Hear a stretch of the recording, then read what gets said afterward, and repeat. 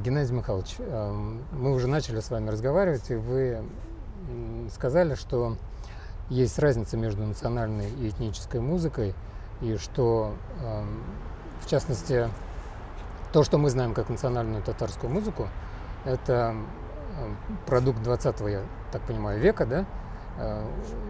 Уже творчески переработанный какими-то музыкальными индивидуальностями. Вот как к этому относиться? И что считать тогда настоящей татарской музыкой? Вообще, конечно, татарская музыка, она, я бы сказал, татарское музыкальное наследие очень обширное. И ее только под один знаменатель подвести очень сложно, потому что на протяжении истории были разные периоды, когда вот местное наше население находилось в культурно-информационном пространстве, скажем, Золотой Орды, Булгарии, скажем, Казанского ханства, Российской империи. И то, что казанские татары очень тесно общались с местными финно-угорскими народами. И очень часто наши местные удмурты, мари меняли язык и становились, собственно говоря, татароязычными и входили в состав уже татар. Так происходило и происходит до сих пор.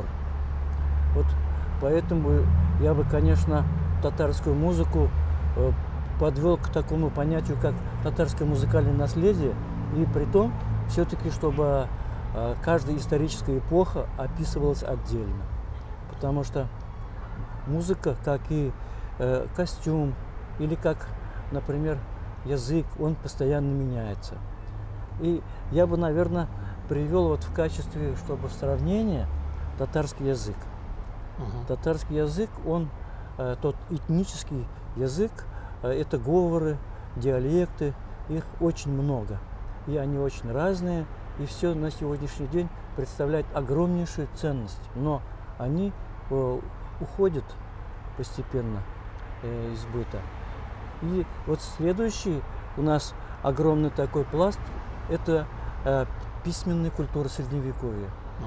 И в Средневековье тоже был письменный язык, этот язык тюрки, он тоже постоянно менялся. И был в основном он достоянием уже грамотной части населения. И, собственно говоря, современный литературный татарский язык. Конечно, язык тукая мы часто можем только понимать со словарем. И вот в чем общность в татарской музыке и в языке?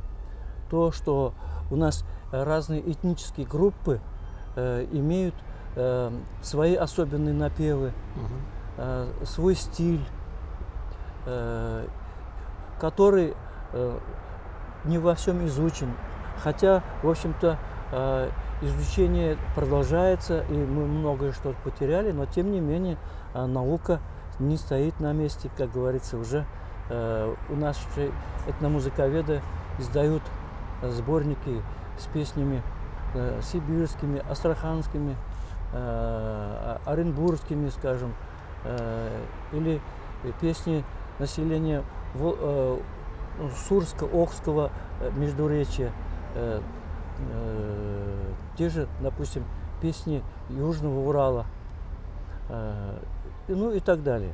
То есть этот процесс продолжается. Но национальная музыка уже, музыка современная, татарская, она формировалась уже ведь в эпоху, когда появились средства массовой информации, и началась унификация культуры. Ведь в основном, вот что интересно, у нас были Александр Сергеевич Кулешерев, выпустил сборники, Джавдат Файзи выпустил, Мансур Музафаров выпустил шикарные сборники. Они все записывали от уже исполнителей, которые свои песни апробировали со сцены. Вот непосредственно от народа там ни одной записи нет. И вот, собственно, этнические песни начал записывать Махмуд Нигмедянов. Это был 60-е годы. То есть он ездил специально по деревням, записывал песни. Вот. И вот получается, что у нас на сегодняшний день те песни, которые пелись со сцены, они составляют костяк, основу татарской национальной музыки. И эти напевы знают татары от Калининграда до Владивостока. А вот этнические песни, их знают и помнят только глубокие старики на сегодняшний день. Это, кстати, как с национальной кухней, между прочим, произошло. Тоже в 20 веке были заимствованы, на самом деле, из Средней Азии многие татарские блюда, да? Да. То есть, все-таки я совершенно с вами согласен. Татарскую музыкальную культуру нужно всегда сопоставлять с явлениями культуры не только музыкальными, и по костюмам, и по кухне, и по обрядам, обычаям. То есть в комплексе, когда смотришь, видишь это многообразие. Вот, собственно говоря, вот 3 основных компонента я бы вот сейчас вот с нашего разговора. Это вот этническая составляющая, то есть донациональный слой. Потом, собственно, национальный слой культуры. И 3-й пласт – это пласт у нас средневековой культуры, притом элитарной культуры.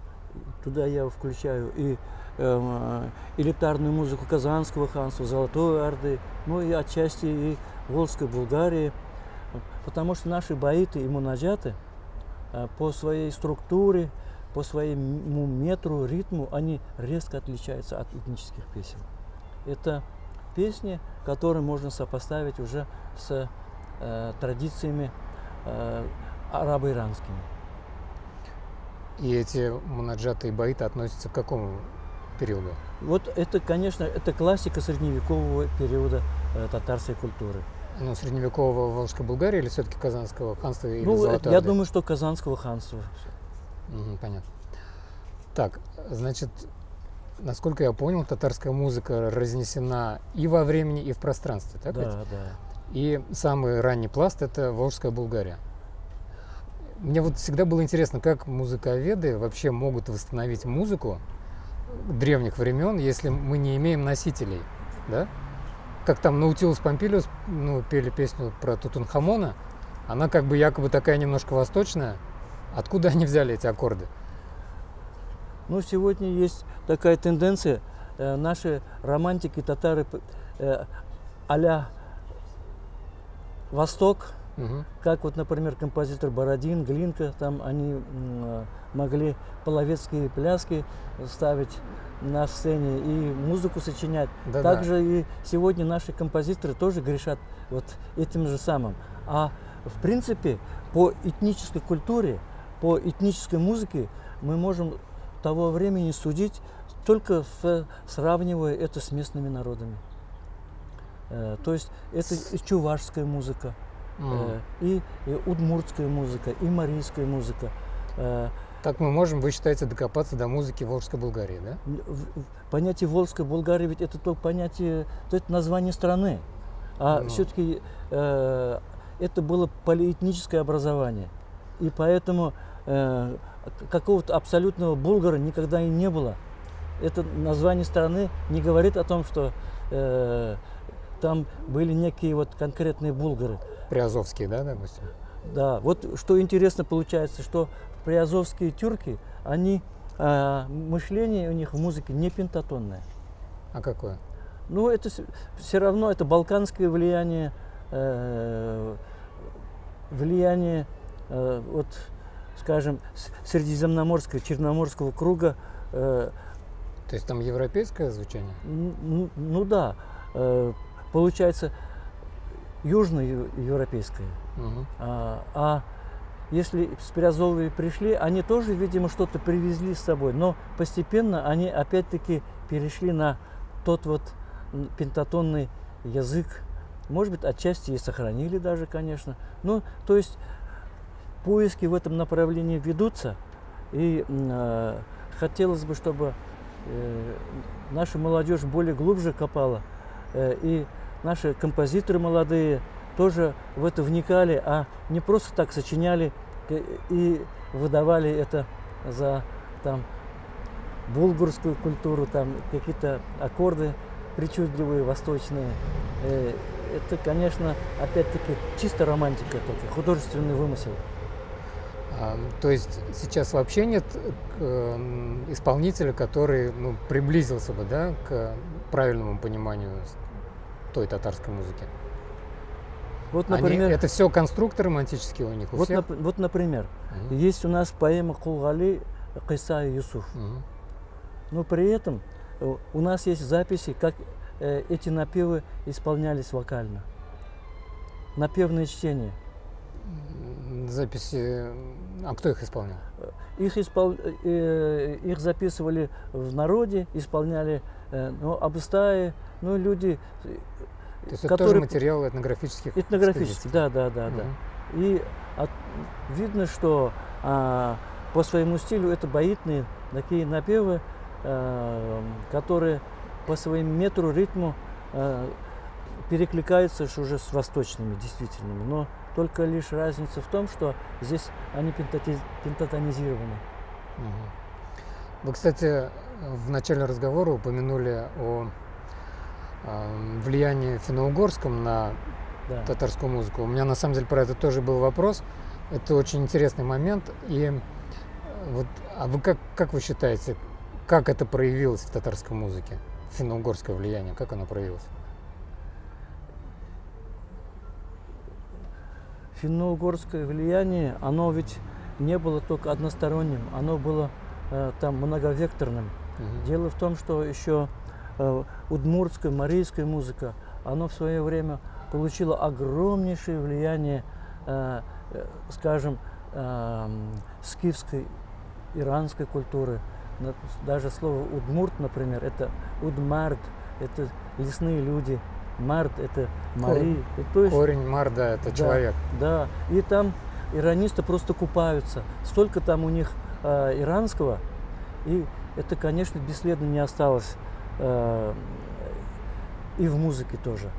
То есть, и когда пришли тюрки, булгары, они в эти края, они уже встретились с финно-уграми, которые были, это была, скажем, западная часть все равно Центральной Азии по культуре своей. И пентатонность напевов южных удмуртов, они и их изощренная абсолютно ритмика, метрика, оно нас тут же уводит в мир древней музыки, которых можно увидеть, усмотреть на сегодняшний день. Например, это где-то горный Бадахшан или еще что-то. Вот такие вот заповедные уголки иранского мира, куда еще было малым влияние общей музыки, общей иранской музыки. Вот там что-то сохранилось. То есть мы на сегодняшний день только начинаем нащупывать еще вот эти общности. А то, что, например, влияние, скажем, финно-угорской музыки и какое оно имело значение в общетатарском вот сегодняшний день. Яркий пример. Конечно, я не хотел затрагивать кряшинский вопрос, но само собой это получается. Дело в том, что огромное количество кряшинских напевов, если их послушать, сразу же создается впечатление, что это поют удмурты, марийцы. Как по ритму, как по метру, тем более как по костюмам, абсолютно. А какой там ритм и метр? Это что, более быстрая песня? Там это чередование долгих и кратких фрагментов? Скажем, долгих и кратких слогов, в песне создает особый ритм, особый метр. И поэтому... Но в целом они быстрее, чем татарские песни, потому что татарские песни, они все-таки протяжные, как бы считается. Ну, Нет?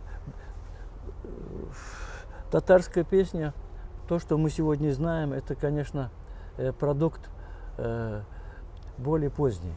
И часто И более получается, искусственный, да? Да, получается, что, например, в Пестричинском районе рядом Крешинское село и Татарское село. Крешны поют гостевые песни, которым уже по много сотен лет, а в татарском селе этих напевов не знают. И они поют более такие уже протяжные современные песни. Я имею в виду современные и вкладываю в это какой смысл? Например, песня «Зиляйлюк», «Тафтиляу», «Аллюки» и еще много других песен поются на слова Габдуллы Тукая. А Габдулла Тукай – это наш современник. Ну да. Почему-то мы считаем, что эти песни очень древние. Это не древние песни. А скажите тогда, какая самая древняя татарская песня, по-вашему? Вот, по-моему, самые древние песни, я думаю, что все-таки это, наверное, аулки. Я такое не знаю. То есть это гостевые напевы, когда родственники угощают друг друга, поют друг другу песни. А песни вот такие протяжные, зунки, если бы они были действительно древними, то их бы пели кряшины. Почему? Ну, считается, что кряшины, они наиболее такие консервативные и сохранили древность во всем. И в своих обычаях, в костюмах, в языке, ну, естественно, и в музыке тоже. То тогда бы они Кара-Урман все пели. Но этих песен в их репертуаре абсолютно нигде не найдешь. А тогда чья песня Кара-Урман, допустим? Песни, вот я, например, километров в округе, ну, по диаметру, допустим, от Казани километров 300 проездил и нигде Кара-Урман не нашел, кроме как варианты Ильхама Шакирова. И вот я поехал уже в Оренбургские края. Там в каждой деревне поют по 5-6 вариантов с разными словами и с вариантами напевов эти песни. И это не влияние там телевидения, радио, да? Это... Нет, это вот исконные тамошние песни. И притом тамошнее население смешанное, татаро-башкирское. То есть все-таки это, ну, башкирский корень, да, некий? Ну, вот я бы не хотел это слово называть, потому что понятие башкир там тоже очень сложно. Это мы сейчас называем башкиры, а раньше они себя могли называть и по-другому, потому что там у них еще этническое самосознание есть по родам, племенам, а башкир это только обобщающее, как бы вот термин. Да. Вот это вот современное понятие, так же как и мы говорим татары, а подразумеваем там самые разные этнические группы. А можно такой вопрос? На музыке и на песнях татар как-то отразилось падение Казанского ханства? Абсолютно отразилось. Еще как. И как? Ну, во-первых, конечно, самый большой урон был то, что Казанск исчезла элитарная музыка казанских татар. То есть мы ведь знаем, что здесь во дворце казанского хана были певцы, музыканты, которые играли собственно говоря, по традициям других татарских ханств. Это были музыкальные инструменты, так же, как и, например, в Узбекистане. То есть это классические восточные инструменты. И это влияние прекратилось?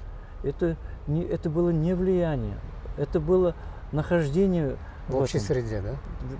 Это было единое культурное информационное пространство. И говорить о влиянии совершенно не приходится, потому что это была часть этого мира.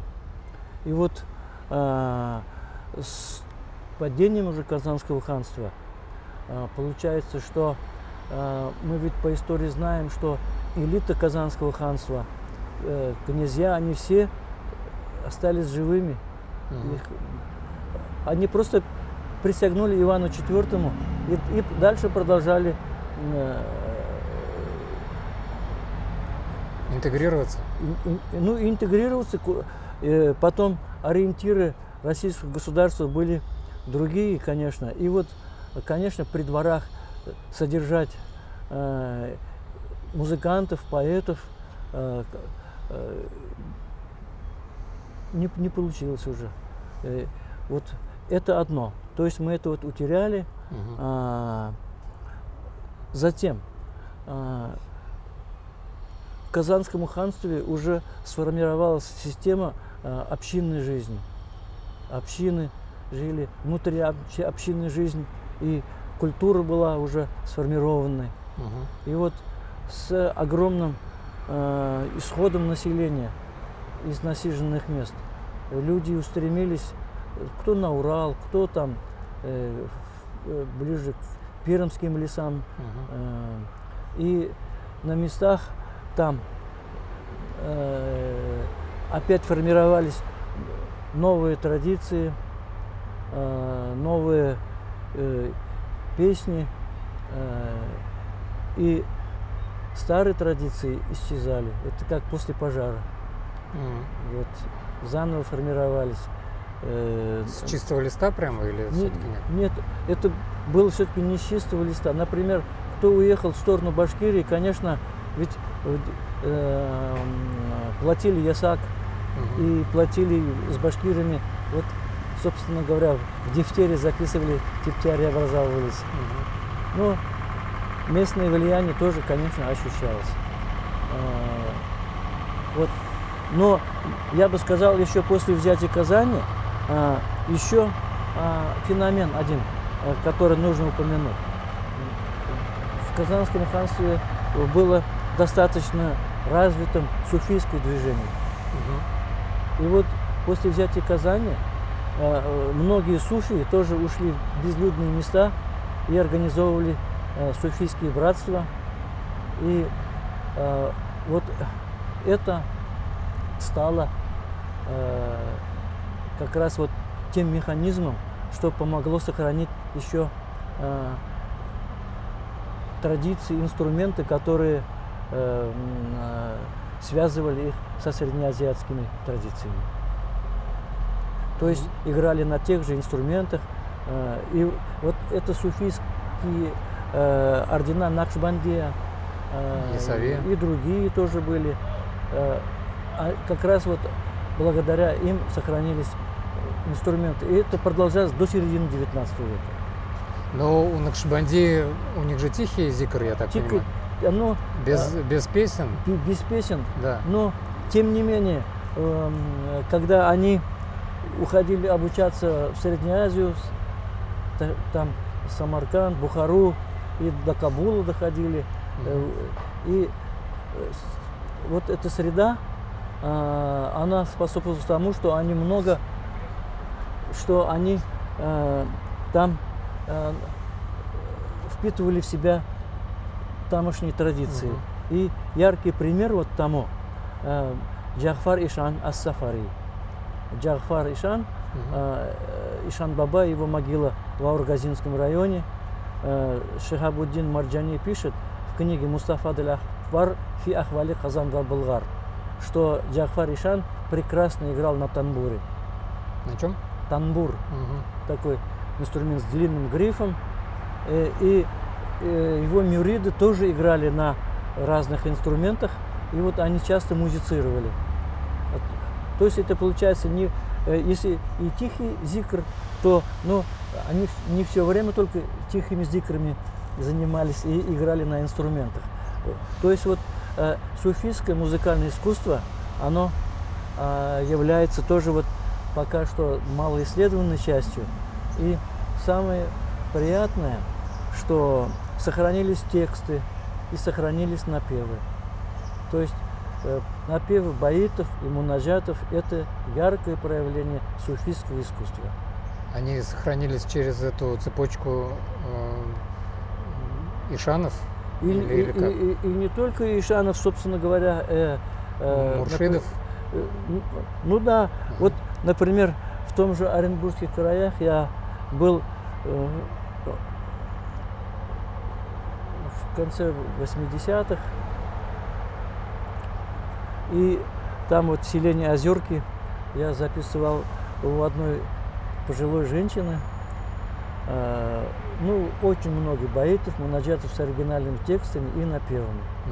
И вот она рассказывает, что она научилась этим напевам от своего мужа, а ее выдали замуж где-то в 17 лет за старика, к 80.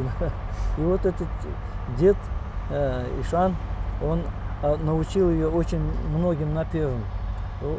Они прожили недолго, он умер, она вышла еще раз замуж, еще родила 8 детей, и все они стали крупными деятелями в науке, на производстве, там директора разных заводов, фабрик. То есть она говорит, они стали такими благодаря тому, что я получила воспитание от этого Ишана и смогла потом уже, будучи вот воспитанной в этом духе, это передать своим детям.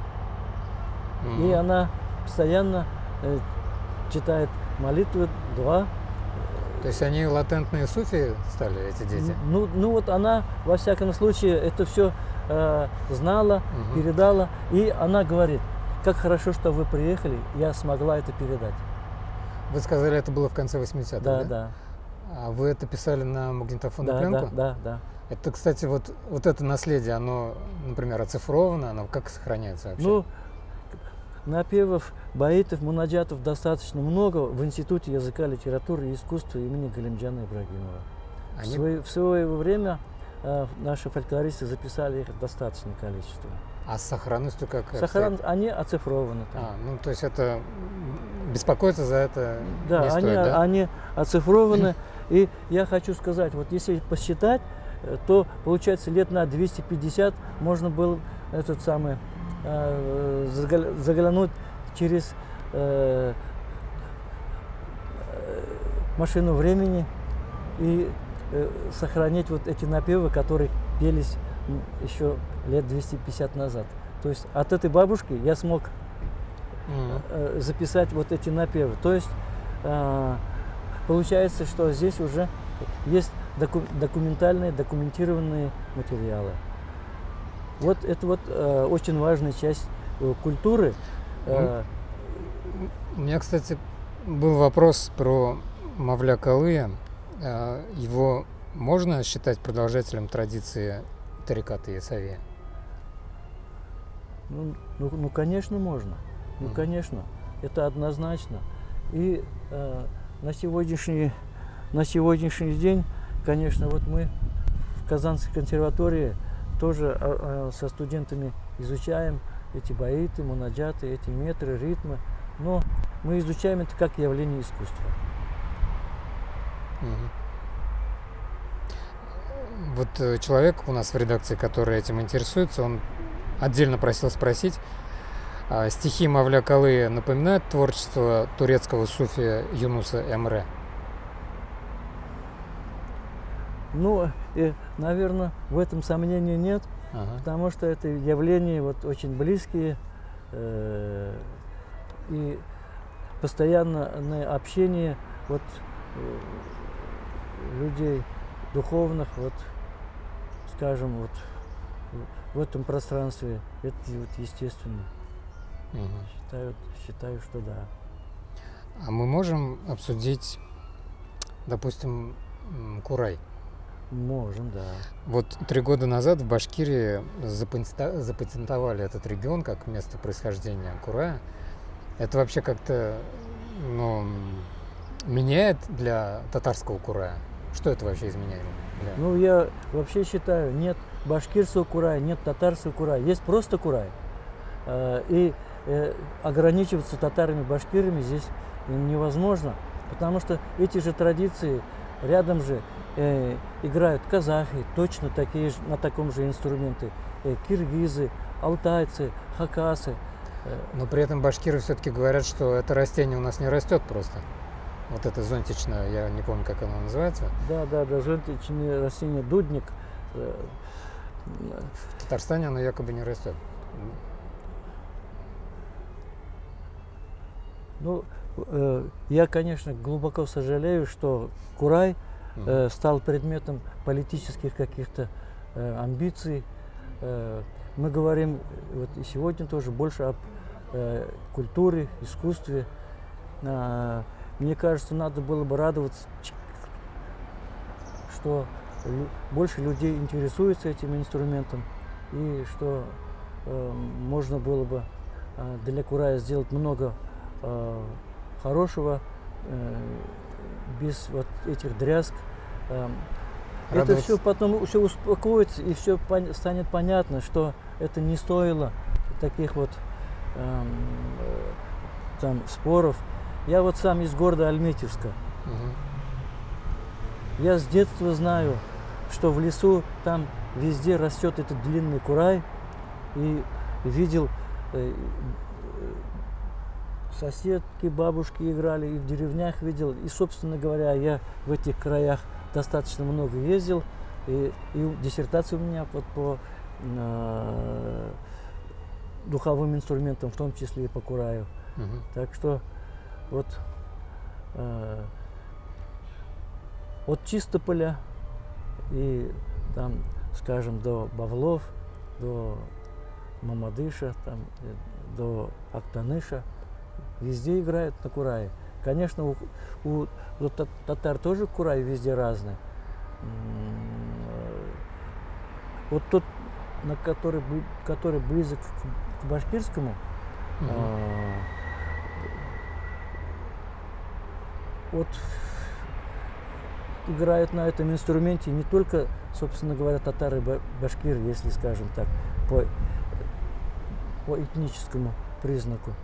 И мишары играют, и кряшины играют, потому что в кряшинских деревнях я тоже записал очень много сведений о кураистах, но только называют это не башкирт курая, а называют это нугай курай.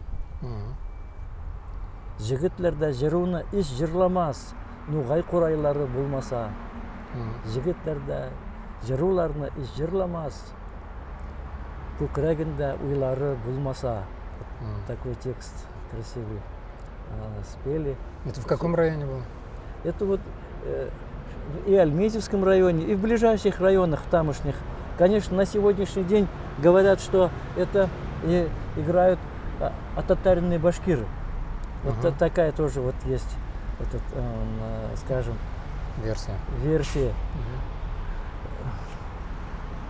Но это опять-таки очередной виток вот этих вот ненужных дележа. Да, не нужно, абсолютно не нужно. А вы вообще следите за этой дискуссией? Или вам это уже... За этой дискуссией я иногда смотрю и какие-то материалы делюсь в Фейсбуке, в ВКонтакте, не входя в эти споры, потому что эти споры, они только время, силы отнимают, и народ будоражит. Лучше бы побольше хороших материалов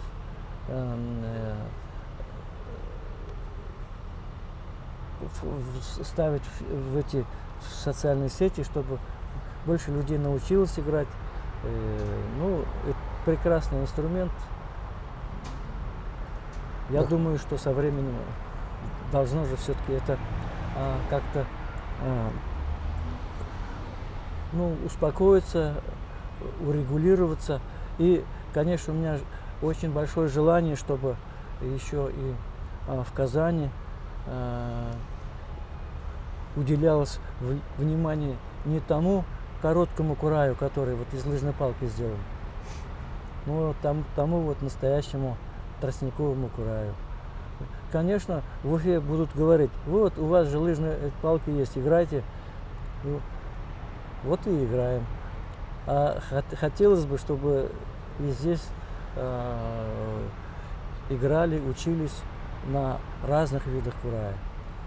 Потому что вначале вот мы говорили ведь, что этнические татары очень разнообразны, и то, что этническая культура, она всегда обогащает общую культуру.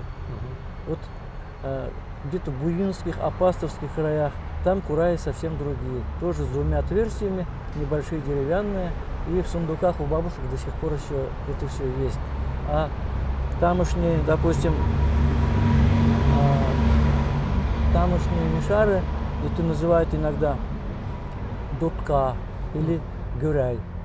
Вот, недавно были в Чувашии, в мишарских селениях, там сохранились инструменты, они говорят гюряй. И, конечно, традиции игры утеряны репертуар, потому что вовремя мы это не записали. То есть у нас утерь много, но не все еще потеряно. Вы хотели сейчас что-то показать? Вот, может быть, что-нибудь, хотя бы звук, чтобы был.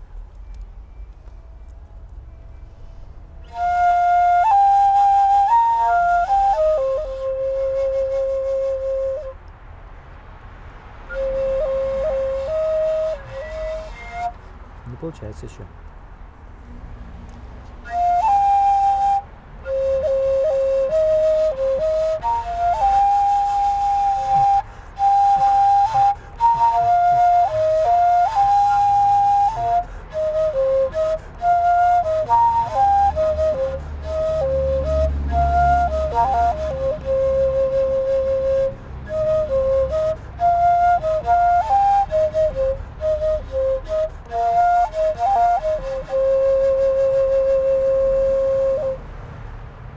Это тоже курай? Это да, вот это как раз новый курай. Ага. И вы, я так понял, его держали, как башкиры держат, да? Да не как башкир, я его держал, как у нас, вот, как я с детства видел, наши коряшины, они вообще не башкиры, точно уж. А что вы думаете об этом тогда, что татары якобы горизонтально его держат, а башкиры вдоль тела? Это инсинуации тех людей, которые не знают этой традиции. Понятно. А вы слышали последние переработки песни «Ай был-былым» от Дины Гариповой и Гарика Сукачева? Я эту запись видел, но не слышал и особо не горю желанием это все слушать. А почему? Ну, я ведь больше интересуюсь этникой.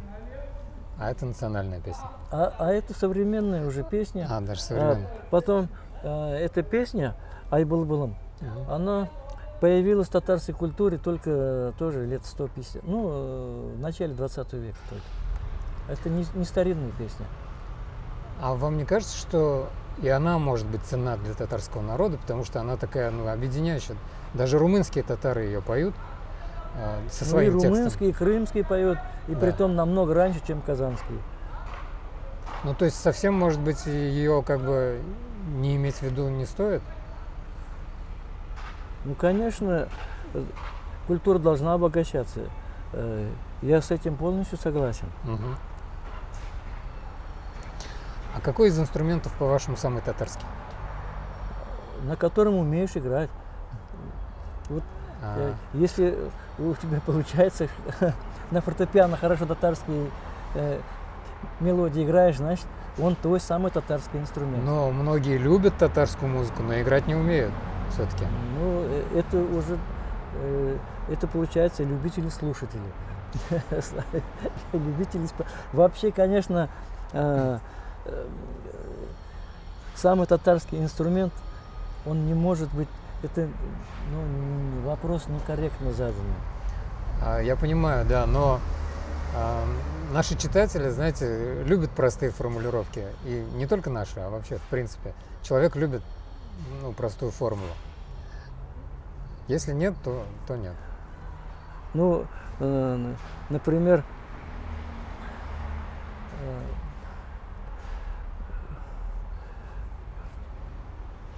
образ татарской музыки, конечно, с тальянкой связан Мгм. больше. Мгм.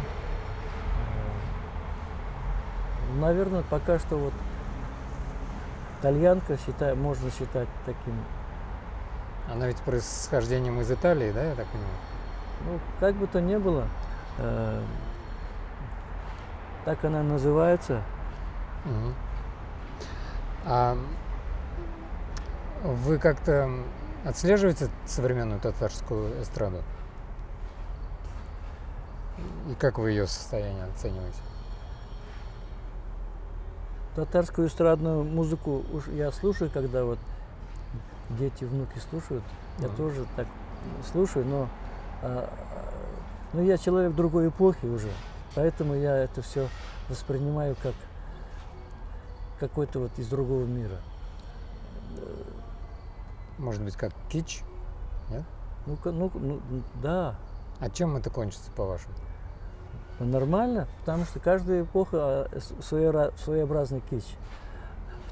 Раньше с оглоблями бегали против тех, кто играл на тальянке. Мгм. Потому что мулла не мог это потерпеть. Считался, что это нововведение не должно быть в татарской культуре. А сейчас у Бесовщина? нас, да, а сейчас вот любой мулла играет на тальянке и с удовольствием и Мгм. считает это самым национальным проявлением. Ну, я так понимаю, этническую музыку вы ставите выше, чем искусственную национальную, да? Я просто к тому, что можно у вас спросить, допустим, Да. тройка ваших любимых композиторов?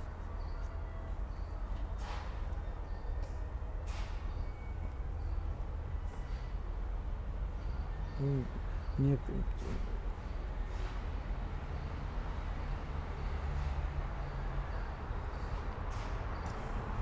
Вот мне Алмаз Манасыпов нравится, Мгм.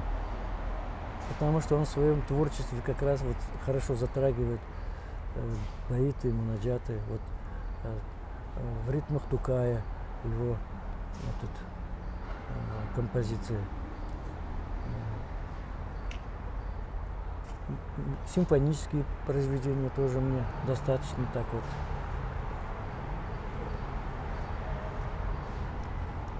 Ну, приятно послушать. Мгм. То есть того же там Жиганова А Ключарева, допустим? или Фасиля Ахметова. Мгм. Ну, и как-то я Ключареву его отдельные произведения с удовольствием слушаю тоже. Мгм. И, может быть, последний вопрос. Все-таки, что такое МОН? Мон для меня это просто состояние души. Не обязательно мелодическое, что ли? Не обязательно. А какое это состояние? Я не знаю, печаль. Мгм. А это какой А, инструмент, кстати? это думбра. Ага. Вот он может стать связующим звеном татар с другими тюрками. Мгм. А что для этого надо? Популяризовать его и играть, чтобы чувствовать локоть и войти в это пространство. А он двухструнный? Да, Типа двухструнный. Да. дутара? Что ли? Что это? А? Типа дутара? Да, типа гитара, да.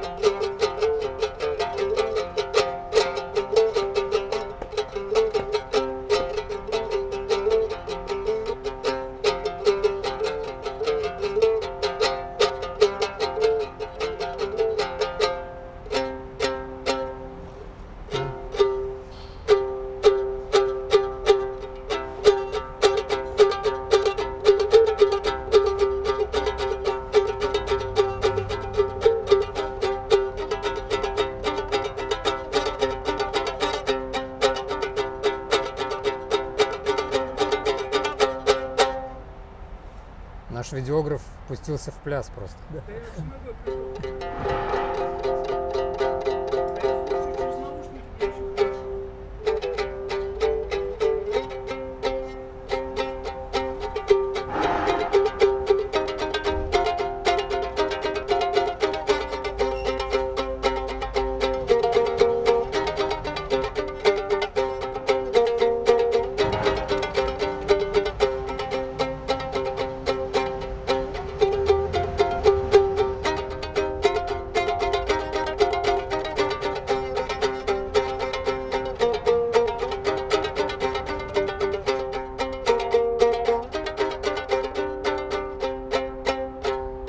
А это что вы сейчас сыграли? Вот это один из баритный напев. А, Вот там ритм это та та та та да да та та да да да. Вот это не народный уж. Это и уже этому Восток. минимум 250 лет, да, наверное? Да, да, да, минимум, больше даже, больше даже. Мгм.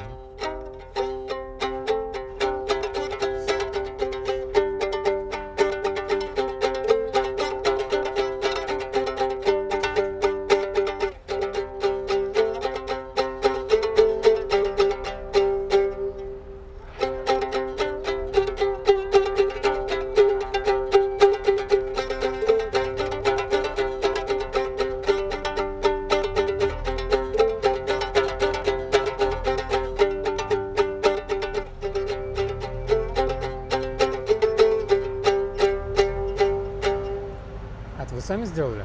Да, да, Собственноручного да, изготовления? да, да. По каким-то образцам? А оригиналы есть, допустим, у вас из экспедиции? Оригинал я только один из Астрахани привез. Мгм. Ну, там он нагайский. А так, здесь у Тажиддина Ялчигула есть это схематическое изображение, двухструнное. Мгм. И, собственно, еще описание есть.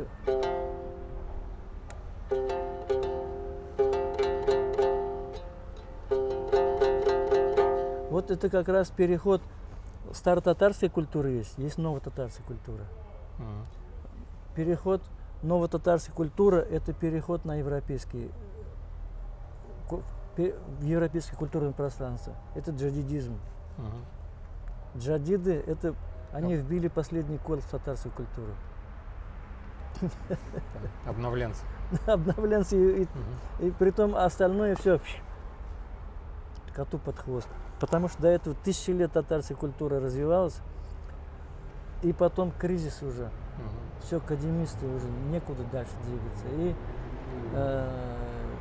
тукаевцы пришли, джадидисты, там и реформисты, ислахисты, и все. Ушло. И Тукай ички сбросил, штиблеты надел, костюм, этот чекмень сбросил, этот костюм, фрак одел там с бабочкой и пошел пивнушку пиво пить уже и курить сигареты. Он стал джадидистом. И писал стихи вот о тех, кто играет на ковшеподобных этих мандолинах. Это шик вот для него. То есть это... И Тукай ненавидел этих вот суфиев, этих ишанов. Мгм. Например, он же писал: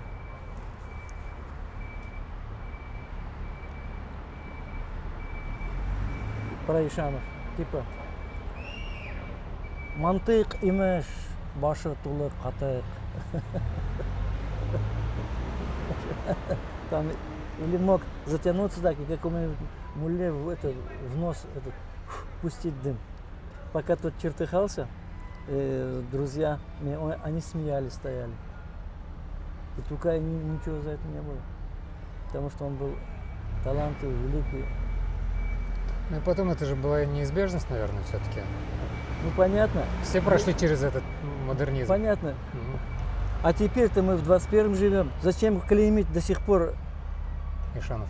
ишанов? Зачем? Это же часть культуры. Это часть вот той академической культуры. Вытаскивать, это же искусство. А это что за инструмент? Вот, Это- это то, что связывает, это вот то, что нас связывает с тюркским миром. Вот это. И это тоже. Это уже смычковый, да? Да. Это тоже, что нас связывает с тюркским миром. Мгм.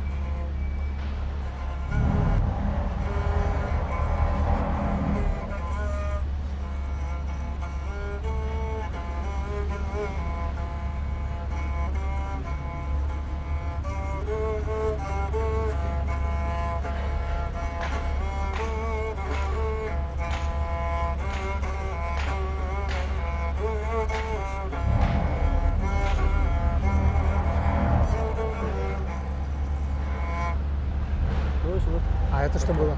это кубыз. Нет, я имею в Это виду по напеву? мелодия, да. Ну, такой баетный напев, баетный по метрике, по ритмике сразу он определяется. Мгм. В принципе, в Казанском ханстве примерно так и играли, видимо, да? Да, где-то до середины 19 века. Описаний есть достаточно много описаний.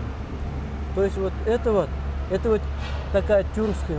А есть еще и культура, которая пришла из Бухары.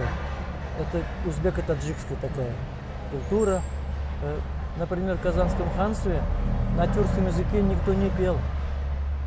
А на каком? На фарси. Понятно. Стихи читали на фарси. А казанский хан Мухаммед Имин был другом Алишера Наваи. Мгм. Они переписывались, друг другу подарки присылали. И султан Хусейн, у которого был визирем Алишер Наваи, они тоже вот общались между собой. То есть тюркский был языком простолюдинов, а Да, фарси элиты, да? Да. Поэтому эту культуру нужно смотреть в разнообразии, конечно. И на сегодняшний день татарскую музыку упрощать и там что, исконно, не исконно, это слишком уж. Профанировать, да? Да. как бы? Потому что она очень многообразна. Мгм. Или как у нас вот до революции это был фольклор, после революции вот профессиональная музыка появилась. Какой же это фольклор, когда там такие сложные метры, ритмы, которые основаны на арузе. Это сегодня нужно много времени, чтобы научиться понимать и исполнять это. То есть нельзя свысока, да, к Но это этому не, наследию? это не фольклор, это у татар есть средневековая классическая культура, классическая музыка, классическая поэзия. Сейчас я еще немножечко Настроить?